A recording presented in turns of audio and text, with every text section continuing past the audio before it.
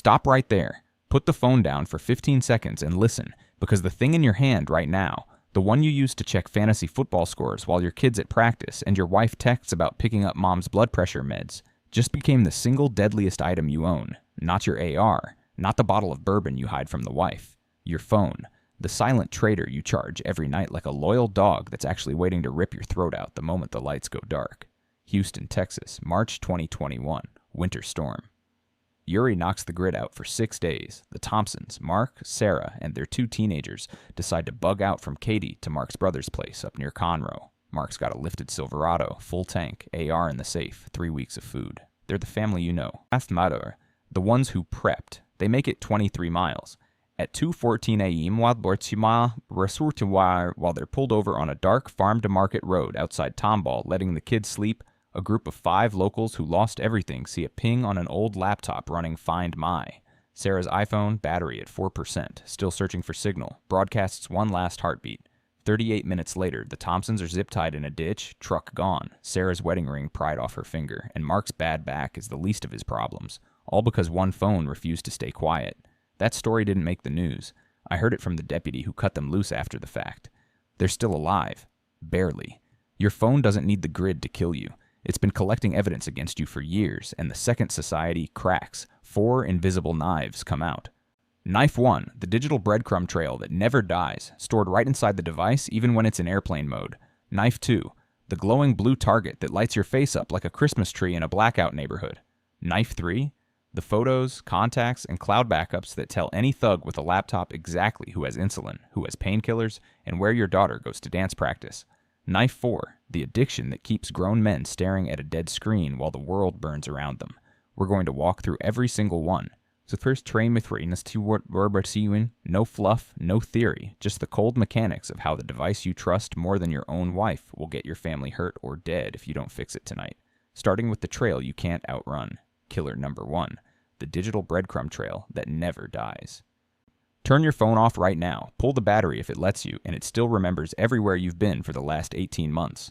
Google Timeline on Android, significant locations on iPhone, both cached locally. I've pulled phones off dead men in training exercises and rebuilt their entire week. The cardiologist in Dallas, the gun shop in Fort Worth, the storage unit in Arlington where the ammo is stacked. Even if you delete the app, the data sits in encrypted partitions most people don't know exist. Airplane mode? Cute. It stops transmitting, but the history keeps building every time the GPS chip wakes up. And it's not just your phone.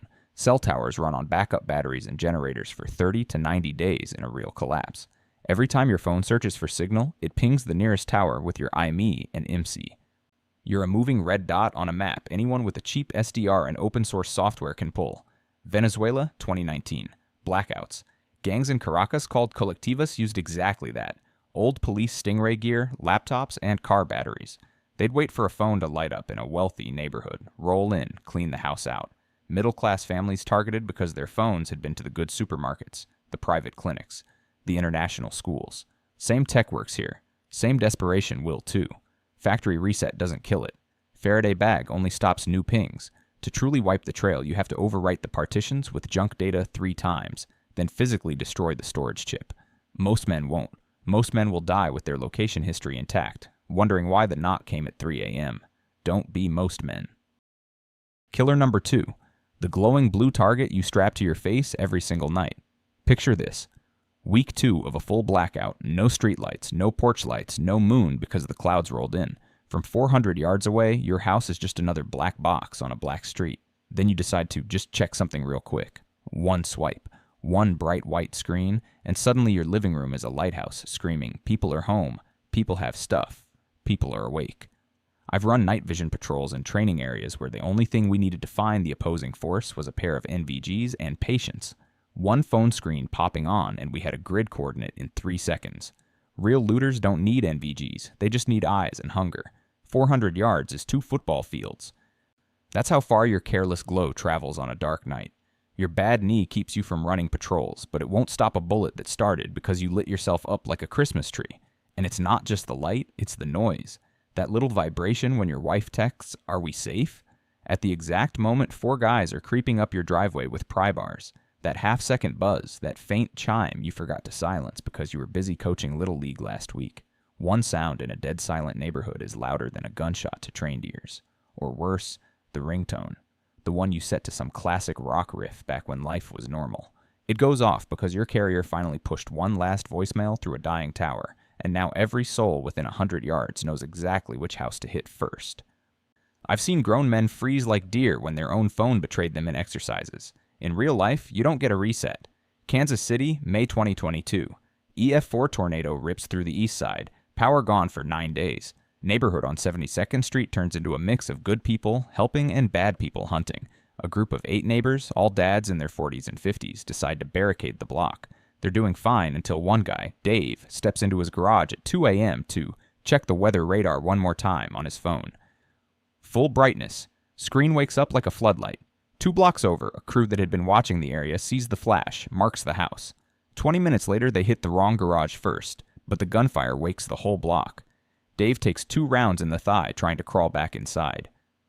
His buddies drag him out, but the damage is done. The block fractures, families scatter, and Dave spends the next month in a makeshift clinic, wondering why he didn't just use the red flashlight he kept in the same drawer. One screen, one mistake, one dead neighborhood watch. Fix it tonight. Red screen mode, triple tap the home button on iPhone, or pull down the control center on Android and slam brightness to 0 with the red filter on. It drops visibility to almost nothing past 10 feet. Kill every vibration, every sound, every LED blink.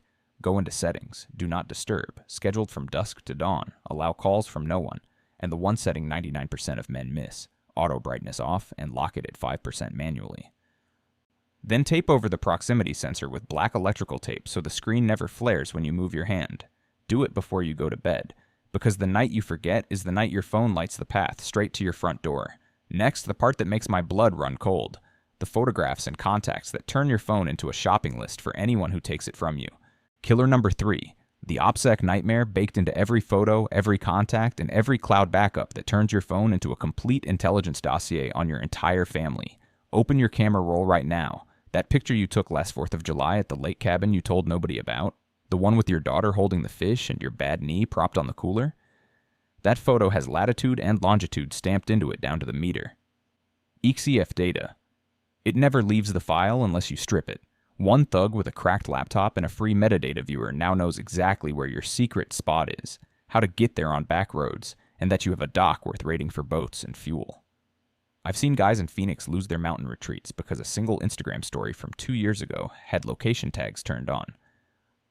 They came home to an empty shell and a note that said, "Thanks for the generator. Your contacts list is worse. It's a map of who has what. Dr. Patel, cardiologist. Uncle Ray, VA meds. Buddy Mike, gunsmith. Sarah's dance teacher has the big house." In a collapse, that phone in the wrong hands becomes a hit list. Gangs in Chicago during the 2020 riots were already doing this. Grab a phone, scroll contacts, text, "Hey, we're from the neighborhood watch, need insulin bad," and watch who replies. Your mom's heart doctor, your kid's pediatrician, the neighbor with the painkillers for his back surgery. They all just got painted with the same target you're wearing, and the killer nobody sees coming.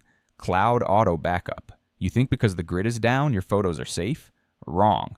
Any open Wi-Fi, abandoned Starbucks, library hotspot still running on solar, even a neighbor's router you never knew existed. Your phone will happily connect and upload everything the second it sees a signal.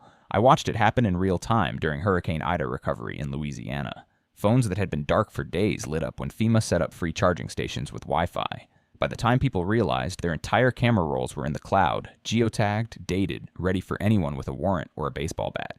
60-second purge protocol. Do this tonight and sleep better. 1. Go to Settings, Location Services, Camera, Set to Never. 2. Open Photos, select all, delete, then go to Recently Deleted and empty it. 3. Turn off iCloud Photos or Google Photos backup completely. 4. Contacts, export only the numbers you absolutely need to a paper list. Then delete the rest from the phone. 5. Go to Wi-Fi settings and forget every single network except the one you control at home. 6. Turn on airplane mode permanently and only toggle cellular when you decide it's safe. Takes 1 minute if you're slow. Leaves nothing for the next owner to use against you or the people you love. But even after all that, there's one betrayal left that no setting can fix. The addiction that keeps good men frozen in place while the world collapses around them. Killer number 4, the addiction that freezes grown men in place while everything they swore to protect burns down around them. You know the feeling.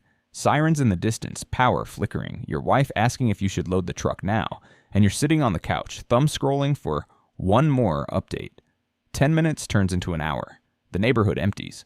Looters move block by block, and you're still waiting for the next push alert that never comes because the cell towers are already dead. That dopamine loop they built into these things wasn't an accident. It's the same circuitry that keeps a slot machine junkie feeding quarters while his house forecloses.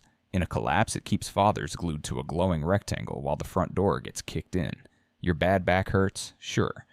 But it's the phone that paralyzes you worse than any injury. I've got names and places. Baton Rouge, Hurricane Ida, August 2021. The LeBlanc family on Perkins Road. Dad, Paul, 48 years old, former Marine, prepped garage, generator, food for 90 days. Storm hits, levee breaks, neighborhood floods. Paul sits in the dark, refreshing Twitter for FEMA updates, while his wife begs him to get the kids to the attic. 2 hours later, water's at the second step. He's still scrolling. They find Paul floating face down with the phone clutched in his hand. Screen cracked, but still on the same frozen feed.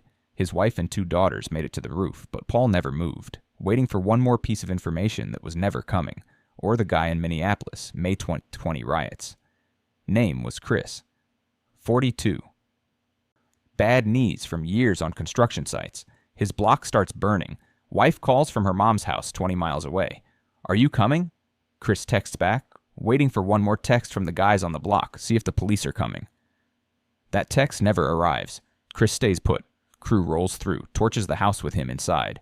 They found the phone melted to his hand. Last message unsent. On my way. One more text. One more minute. One body bag. Studies out of the Army Research Lab say situational awareness drops 70% the second you look at a screen. 70. You go from scanning windows and mirrors to tunnel vision on a 4-inch piece of glass. In a fight that's suicide. In a collapse it's slower, but just as final. Here's the phone death clock, plain and ugly. Day 0 to 3. The phone is still a tool.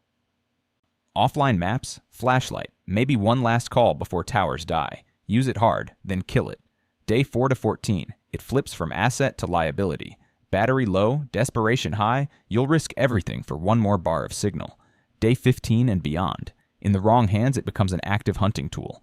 Gangs, rogue militias, even starving neighbors will trade a week of food for a working smartphone that might lead them to the next score.